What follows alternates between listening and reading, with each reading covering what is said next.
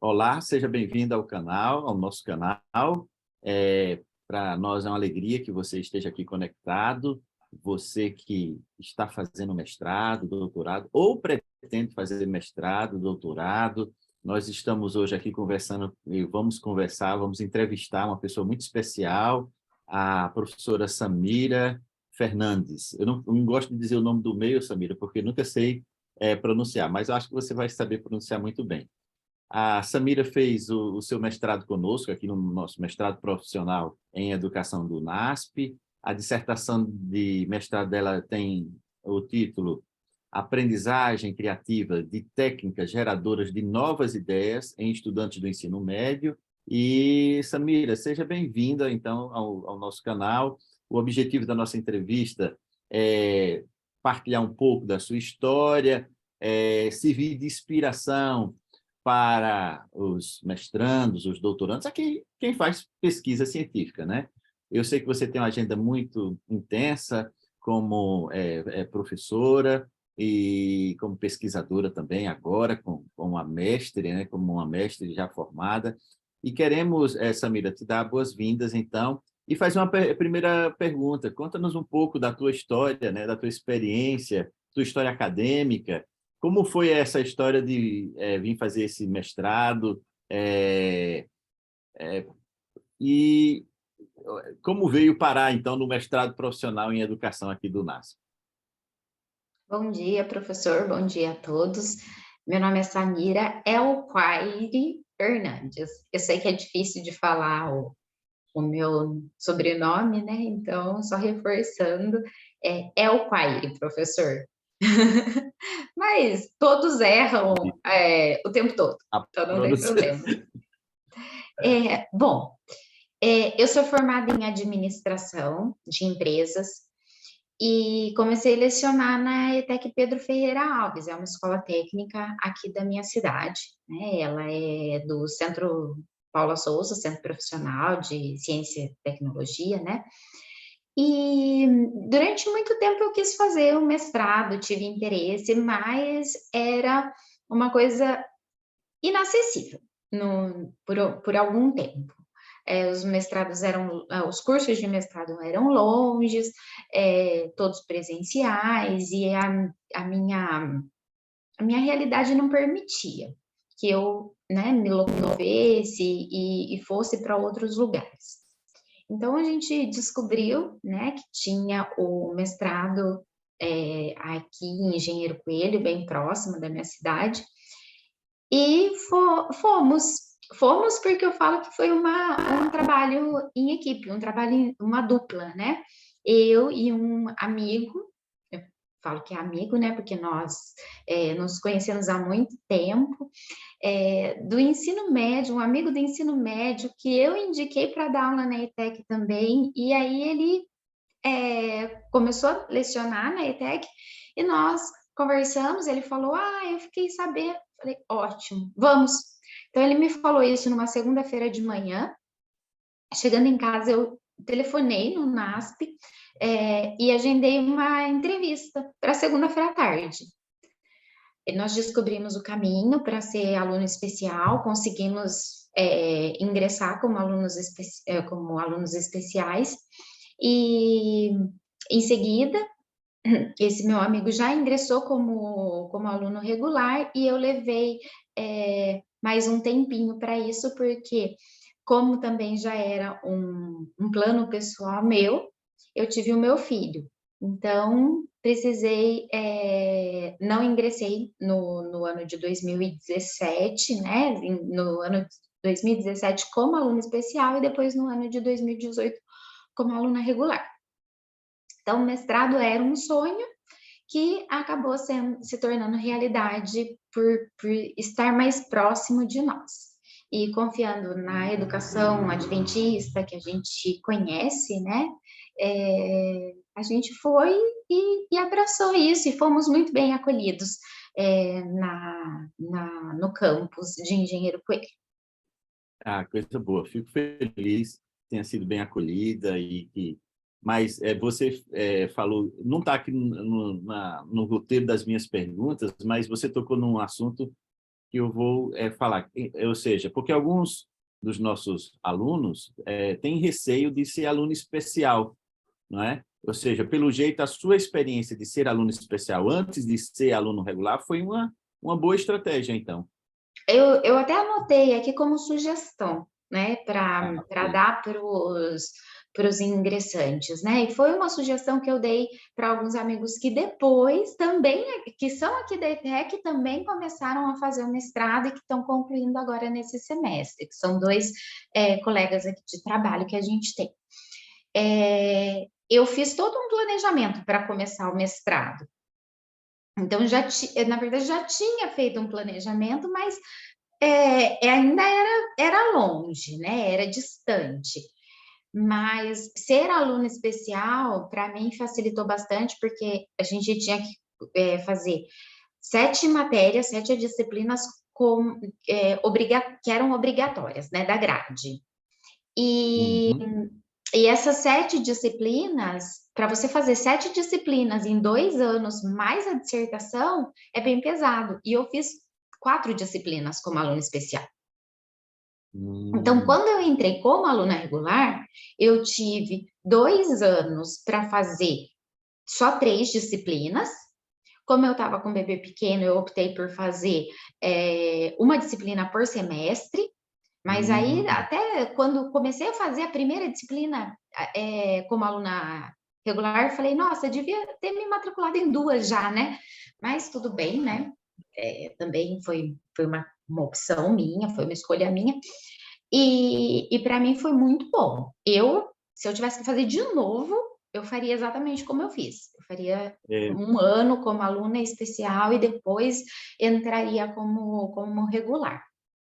é isso, Samira. Eu quis chamar a atenção disso porque nós recebemos muito essa pergunta aqui no mestrado, que e as pessoas não sabem a diferença entre aluno regular e aluno especial. O aluno regular, quando você se matricula, nós cadastramos na CAPES, né? Nosso Uhum. mestrado é um mestrado reconhecido pela CAPES, e imediatamente começa a contar o reloginho dos 24 meses, como aluno regular, não é? Você faz o processo seletivo, entra e fez a matrícula, você tem 24 meses para terminar o seu mestrado.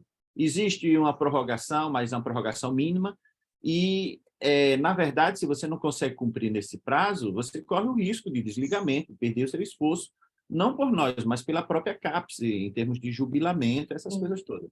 Como aluno especial, você vai adiantando sem precisar disparar esse reloginho, né, dos 24 meses, e quando você entra, você tem uma carga de disciplinas muito menor, não é? Uhum. Tudo que você pagou anteriormente, tanto do ponto de vista financeiro como do ponto de vista acadêmico, é descontado. Então, os 24 meses fica muito mais leves de cumprir, né? Nós temos explicado isso para muitos, se você está interessado no nosso mestrado, e muitas vezes o planejamento da maternidade, que foi o caso da Samira, pode ser facilitado por esse processo de aluno especial antes de ser aluno regular. Muito bem, Samira, vamos adiantar mais um pouco. Queríamos entrar um pouco mais na tua dissertação. Como é que você escolheu? Eu sei que você trabalhou com aprendizagem criativa e técnicas geradoras de novas ideias. Como foi essa escolha, esse processo? Você entrou já no mestrado com um pensamento fixo, já quero trabalhar com aprendizagem criativa, ou foi um processo? Conta um pouco sobre como decidiu nesta área específica, né, da aprendizagem criativa. Então, não, eu não entrei com essa ideia no mestrado. Como aluna regular, como aluna especial, eu cheguei a fazer um projeto que era sobre metodologias ativas. Eu queria medir o grau de evasão do curso técnico de administração sem a aplicação das metodologias ativas e depois com a aplicação das metodologias ativas. Só que, para isso, essa pesquisa seria de 3 anos, porque o curso do técnico, ele tem 1 ano e meio de duração, e eu precisaria de 2 turmas para medir isso. Fazer em uma disciplina só eu não queria, Era uma coisa minha, assim, eu não queria fazer com uma disciplina, eh, e eu queria fazer esse estudo maior, né, então tinha essa ideia. Mas para isso, além do tempo, eu precisaria que todos os professores topassem fazer aplicar as metodologias ativas e conhecer de fato as metodologias ativas, então envolveria muita gente. E aí, quando eu entrei como aluna regular, uma orientanda que já estava se formando, da professora Gildene, ela estava trabalhando com criatividade. Então, veio a possibilidade de eu aplicar o instrumento que ela tinha validado. Mas ainda não era exatamente isso que eu queria. Então, eu cheguei para a professora Gildene, que foi a minha orientadora, e coloquei essa ideia, né? Essa ideia de fazer algo dentro de uma disciplina que eu leciono, que é o empreendedorismo e que precisa trabalhar técnicas geradoras de novas ideias para criar novos produtos, serviços, adaptar. Então, já era uma coisa que eu trabalhava nas minhas aulas. Mas eu não sabia da aprendizagem criativa. Então, eu queria só fazer alguma coisa nesse sentido, mas eu não conhecia a aprendizagem criativa. Então, a professora Gildene, com conhecimento acadêmico dela, falou para mim, né? Falou, então a gente pode trabalhar isso que você faz em sala de aula, usar isso que você faz em sala de aula e trabalhar a aprendizagem criativa desses alunos, né? O desenvolvimento da expressão criativa dos alunos. E então nós começamos. Foi assim a escolha do tema. Que legal, muito bacana, porque isso é uma coisa que nós primamos também no nosso mestrado, é que as pessoas façam a sua dissertação, a sua pesquisa, a sua intervenção em contextos verdadeiramente úteis, né, e reais da realidade de cada mestrando, no seu caso, do curso técnico de administração e das técnicas geradoras de novas ideias. Muito bem, mas olha, vamos aprofundar um pouco mais. Me fala um pouco da tua experiência da própria investigação. O mestrado foi a primeira vez, então, que você fez uma pesquisa acadêmica, né, científica. Como foi essa experiência? Em termos das técnicas de recolha de dados, e depois queríamos falar um pouco da análise dos dados e como é que foi isso. Tá certo. Então, professor, eu já tinha feito fiz 2 pós-graduações, então, assim, eu já tinha feito artigos, mas um trabalho com a dimensão da dissertação eu nunca tinha feito, realmente. Foi uma coisa assim, a parte teórica, ela foi para mim um desafio, em virtude da gente ter que buscar muitos autores. Então, assim, eram muitos autores, e no final, na semana da minha qualificação, eu falei para a professora Judene que eu não queria qualificar, porque eu ainda tinha muita coisa para ler. Então, o começo foi desafiador, porque eram muitos autores, a gente ter que comparar, confrontar, relacionar os autores, mas depois isso começou a ser uma coisa gostosa de fazer e eu queria fazer cada vez mais. Isso na parte teórica, né? A parte que a gente estuda todos os autores que falaram sobre o assunto. E a parte da prática, minha pesquisa de campo, né, a minha investigação, ela foi mais tranquila, porque eu estava fazendo em uma sala de aula que eu já conhecia os alunos e num conteúdo que eu já trabalhava. Claro que com todo o rigor técnico da pesquisa acadêmica. Alô, Samira? Oi, professor. Oi. Olha, eu dei uma pausa na gravação. Então, Samira, agora entrando numa parte mais técnica, não é? Como foi, então, essa sua primeira experiência de investigação? Você, antes do mestrado, já tinha tido essa experiência? Como foi aí as técnicas, as ferramentas de recolha de dados? Me conta um pouco, partilha um pouco para quem está começando essa jornada, né? Como foi essa parte mais técnica, né, da experiência de fazer pesquisa, de fazer investigação? Então, eu já tinha feito alguns trabalhos, né, em pós-graduação. Eu fiz uma monografia na minha primeira pós-graduação e na segunda foi um artigo acadêmico. Mas uma pesquisa acadêmica a nível de mestrado, né, foi a primeira experiência. Para mim, a primeira parte, a parte teórica, ela foi desafiadora, não em relação àquela parte que o pessoal fala, né? As normas de ABNT. Isso aí, as normas da ABNT, para mim, eram mais tranquilas, por conta até das disciplinas que eu leciono na ETEC. Uma delas é o trabalho de conclusão de curso, então eu já tenho um pouco de conhecimento. O desafio foi pesquisar vários autores sobre um assunto que eu ainda não conhecia, de diversas línguas, né? Então, isso foi um desafio para mim. Fazer com que os autores eles tivessem uma harmonia entre o que eles estavam falando, relacionar os autores. Então, isso foi um desafio, mas beirando ali pertinho da qualificação, eu falei para a professora Judene, não, professora, eu não quero qualificar, porque eu ainda tenho muita coisa para ler, para escrever. Então, a gente vai... Eu fui, né, pegando, assim, cada vez mais uma vontade, tinha cada vez mais uma vontade de estudar sobre o assunto, porque eu via que eu ainda não tinha visto nem 10% do conteúdo. Já a parte prática de investigação, de intervenção que foi realizada na escola, ela foi extremamente prazerosa. Foi assim, eu colhi frutos muito gostosos, muito saborosos da minha pesquisa.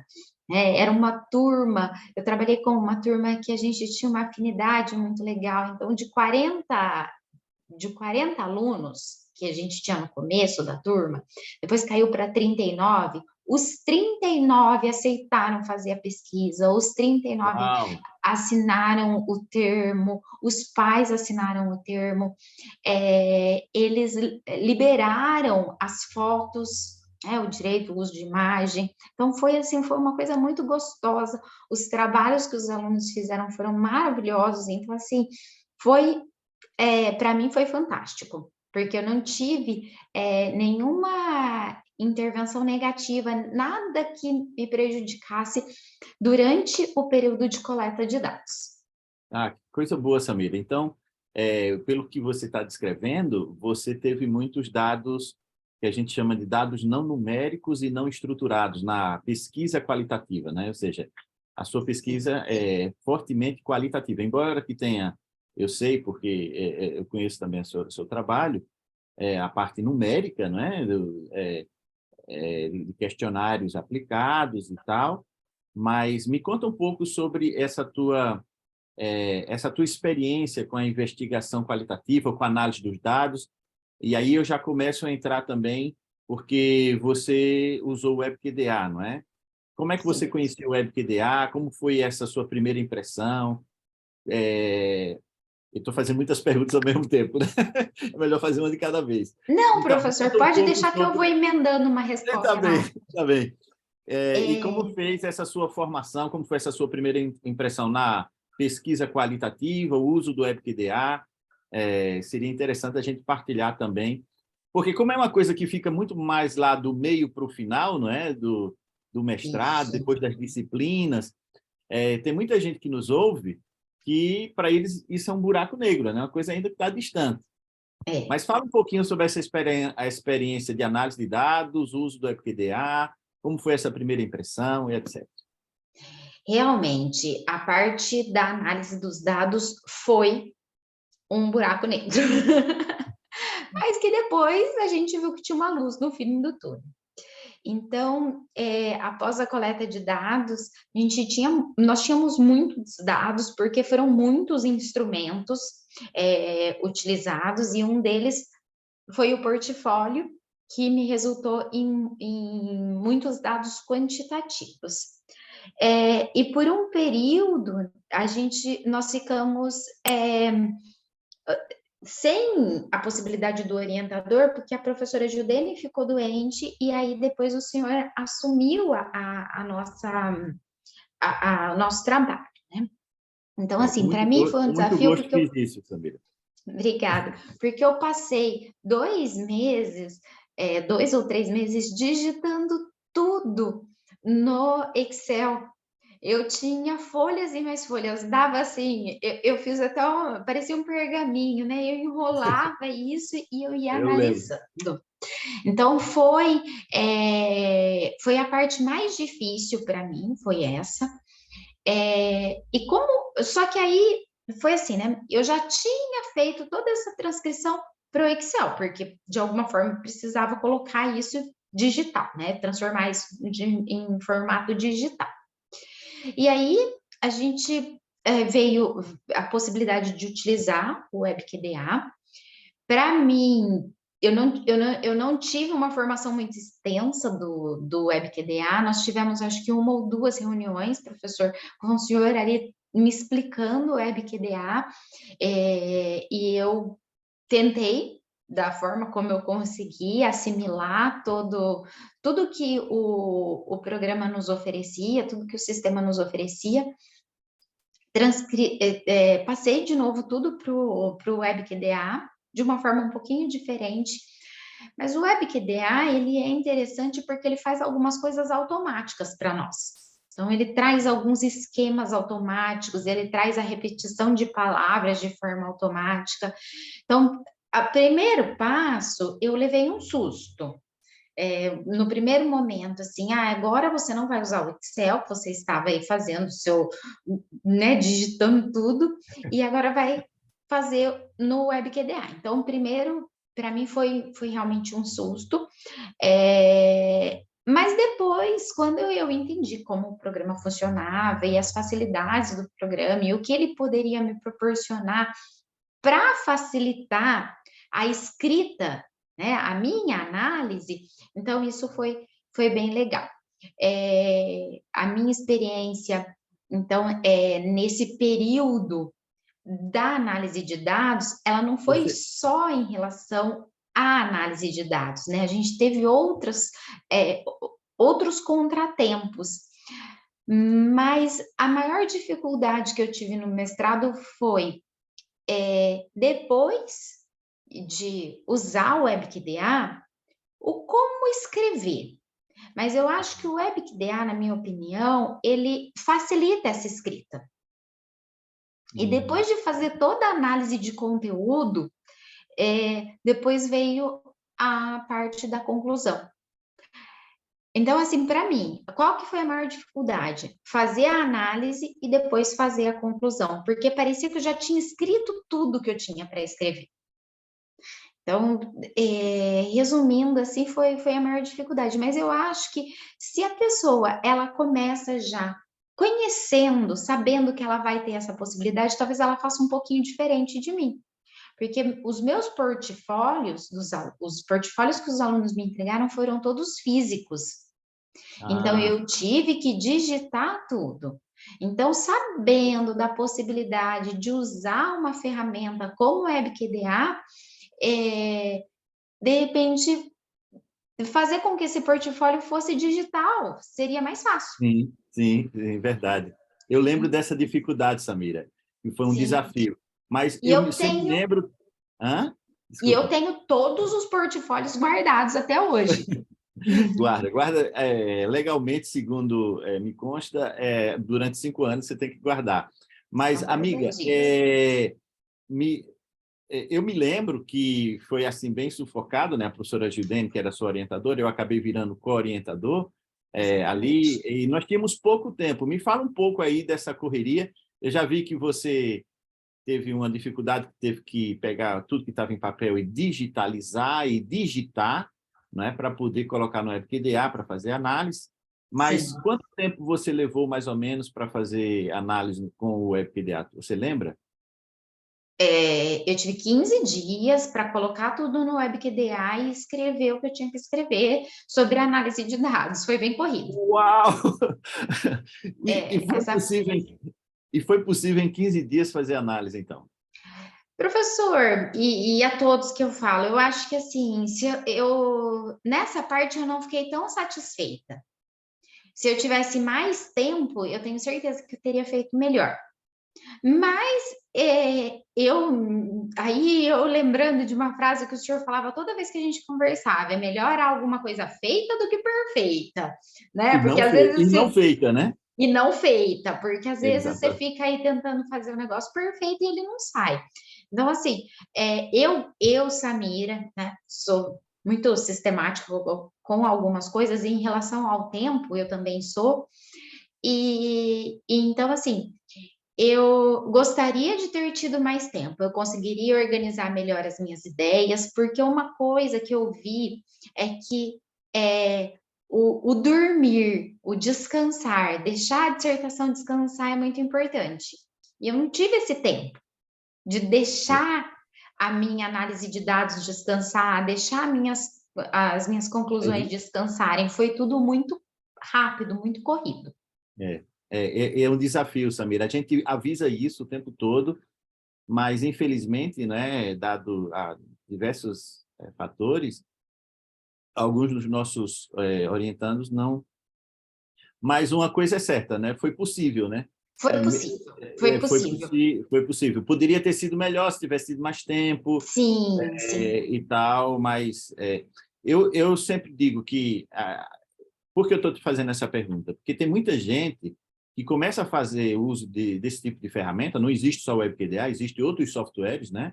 A gente usou o WebQDA nitidamente porque é o software que nós adotamos aqui no mestrado profissional em educação do NASP, porque eu sou um dos autores, é um software que está online, portanto, eu tive acesso o tempo todo ao projeto da Samira em tempo real. A gente fez muitas reuniões online partilhando tela, né? Lembra disso, Samira? Sim, lembra. E tendo acesso em simultâneo, tanto a Samira como eu, nesses 15 dias, o WebPDA. Então, é possível, não é o ideal. O ideal é que você tenha tempo, que você gaste mais tempo e etc. Mas por que a gente fica dizendo isso, Samira? Porque tem muitas pessoas que ou desdenham, né, dessa parte da análise, né? Uma parte bem esforçada que é necessário alguma concentração, algum esforço, né? Sim. E fica pensando que aprender a usar um software como o WebPDA vai gastar tempo. Na verdade, você gasta realmente, eu costumo dizer, dá um passinho para trás para dar 2 passinhos para frente. Foi isso que aconteceu comigo. Bom, quando chegar a parte das sugestões aí, das dicas que eu vou dar, eu falo sobre isso. Tá bem. Então, vamos então já para essa parte final, né, das sugestões e da dica. Então, o WebQDA proporcionou a sua análise qualitativa em 15 dias, eu percebi isso. Percebi Sim. também que, se você tivesse mais tempo, faria algo melhor, mais reflexivo, quem sabe, mas que foi possível resolver em 15 dias a tua análise. Mas agora, para nós finalizarmos a entrevista, não é? Que conselho você daria para quem está iniciando esse processo de pesquisa acadêmica, uso de software, de análise de dados, essas coisas todas? Quais os conselhos você daria, então, para quem está começando, ou vai começar, ou quer começar este processo de fazer um mestrado, fazer um doutorado, quem sabe?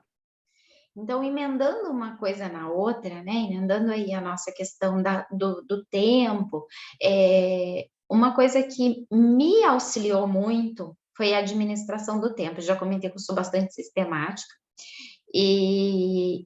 e fazer uma coisa de cada vez foi uma das coisas que me ajudou. Então, para as pessoas que estão começando, é isso que eu digo. Façam uma coisa por vez, administrem bem o tempo. O final do meu mestrado foi no meio da pandemia, então eu tinha o meu filho pequeno, né, com 2, 3 anos, 2 anos, acho. Olha só, já estou até meio confundindo o tempo.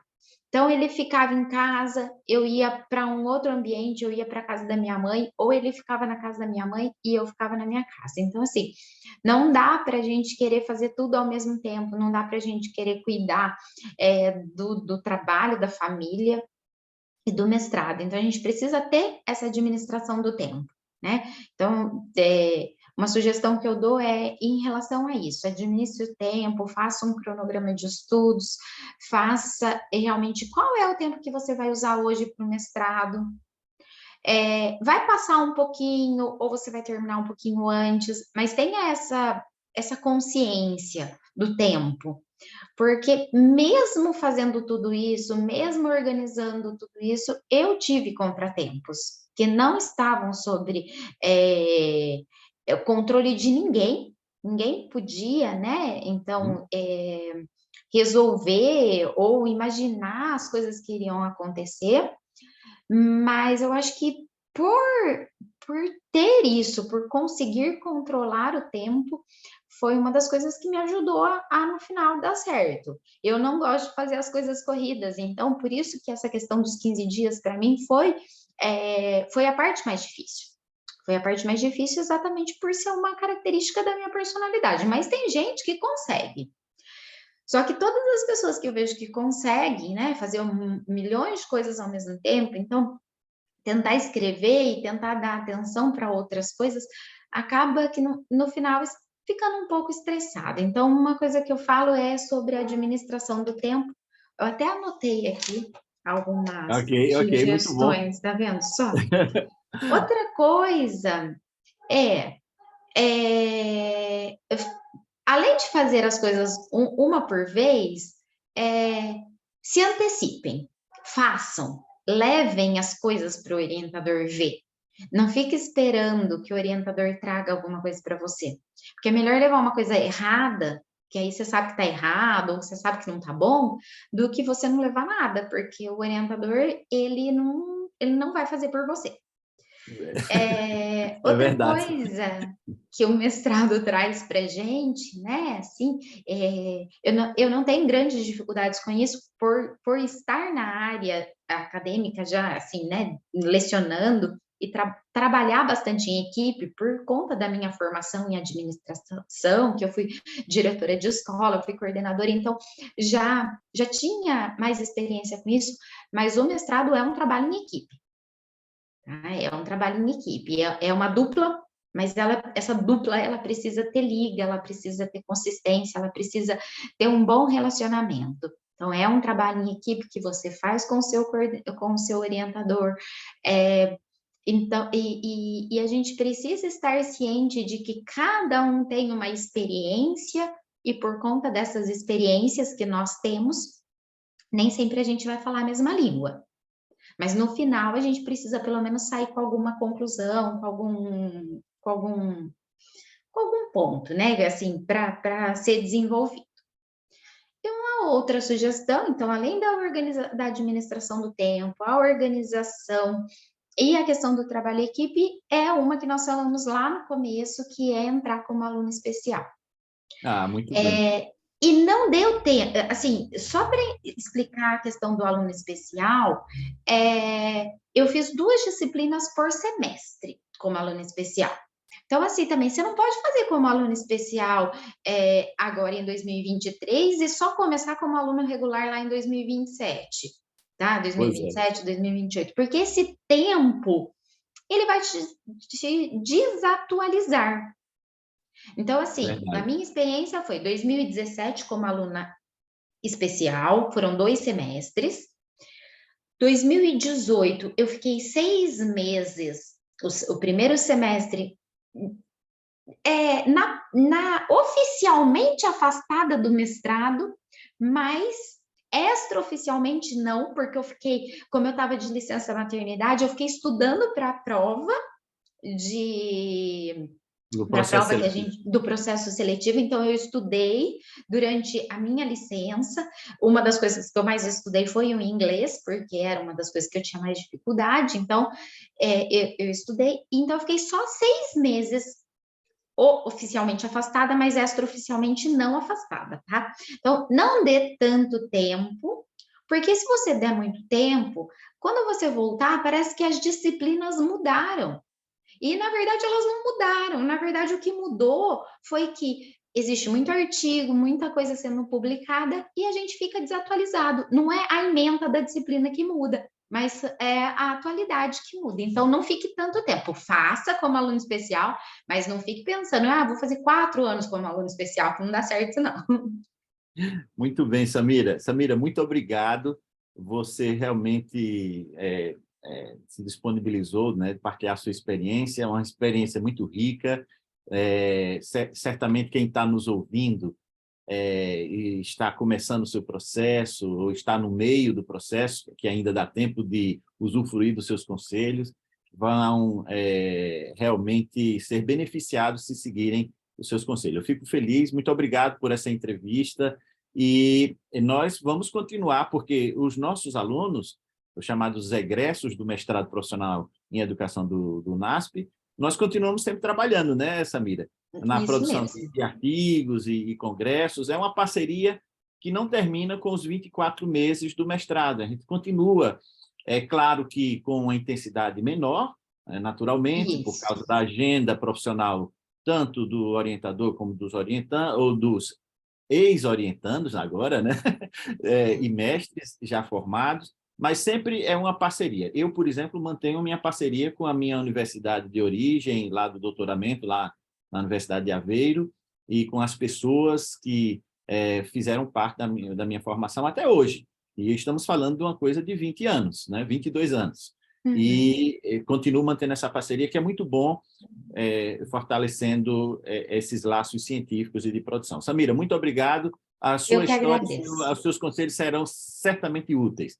Quer deixar alguma última palavra antes de encerrarmos a nossa entrevista? A última palavra é que vai dar tudo certo. Isso. No final, dá tudo certo. Confie em vocês, né? Confiem nos orientadores e na sua capacidade, porque dá certo. É só Isso. isso. Isso aí. Obrigado, Samira. E nós nos Eu que vemos, então. agradeço. Um abraço. Um abraço.